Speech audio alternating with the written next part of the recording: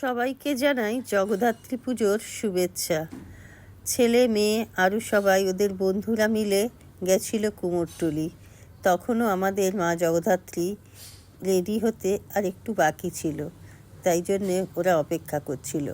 আর এদিকে আমাদের বাড়িতে গোছগাছ চলছিল, যে মা কোন জায়গায় বসবে সেই জায়গাটা গোছানো চলছিল।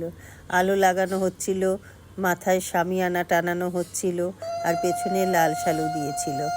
এখন মা আসছেন আমাদের ঘরে, সেই জন্যে আমি গঙ্গা জল নিয়ে দাঁড়িয়ে আছি। গঙ্গা জলে ছড়া দেব আর মা ঢুকবেন আমাদের গৃহে।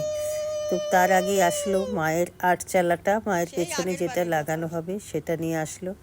পরে আসলো দুজন সখী মায়ের, তারপরে মা আসছেন। তো আমরা অপেক্ষা করে দাঁড়িয়ে আছি কখন মায়ের মুখটা দর্শন করব।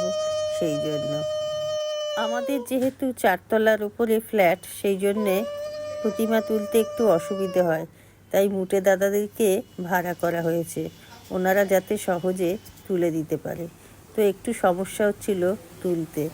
যাই হোক, কষ্ট করে মাকে আমাদের গৃহে আনা হয়েছে।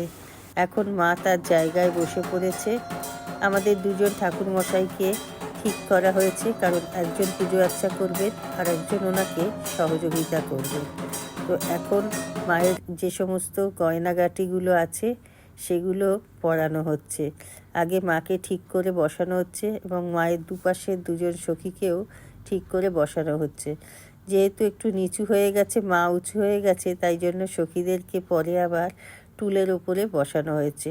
ঠাকুরমশাইরা ঠাকুরমশাইদের জোগাড় যন্ত্র শুরু করে দিয়েছে, কারণ যেহেতু আজকে মা আমাদের গৃহে এসেছেন, মায়ের বোধন হবে, তাই সামান্য পুজোর আয়োজন করছে। বরণডালা সাজাচ্ছে ঠাকুরমশাই, যাতে কালকে সকালে এসে ওনার অসুবিধে না হয়, সেই জন্যে উনি কিছুটা গোছগাছ আজকে করে মায়ের বোধনটা করে চলে যাবেন।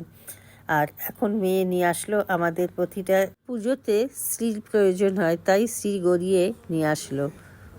এখন কটা দিন মা এসেছে, বাড়িটা একদম জমজমাট হয়ে যাবে ভেবেও খুব ভালো লাগছে। আর আমাদের ঠাকুরমশাই অনেকটা দূরের থেকে আসেন, উনি এখানে এসে থাকেন পাশে ওনার এক বন্ধুর বাড়িতে, সেখান থেকে উনি রোজ পুজো করতে আসেন। আর আমাদের আজকে একটা ঘট বসে এবং সপ্তমী পুজোর দিন আর একটা ঘট, যেটা গঙ্গা বরণ করে নিয়ে আসা হয়, সেই ঘরটা বসে।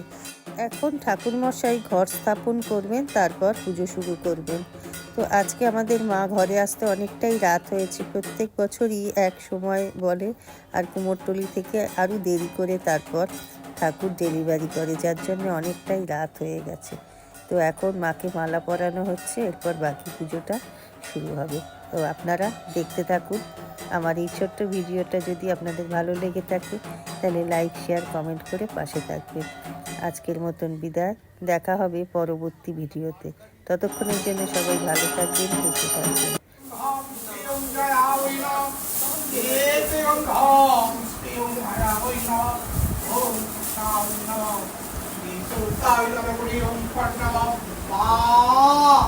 জগদ্ধাত্রী মাগো দুর্গা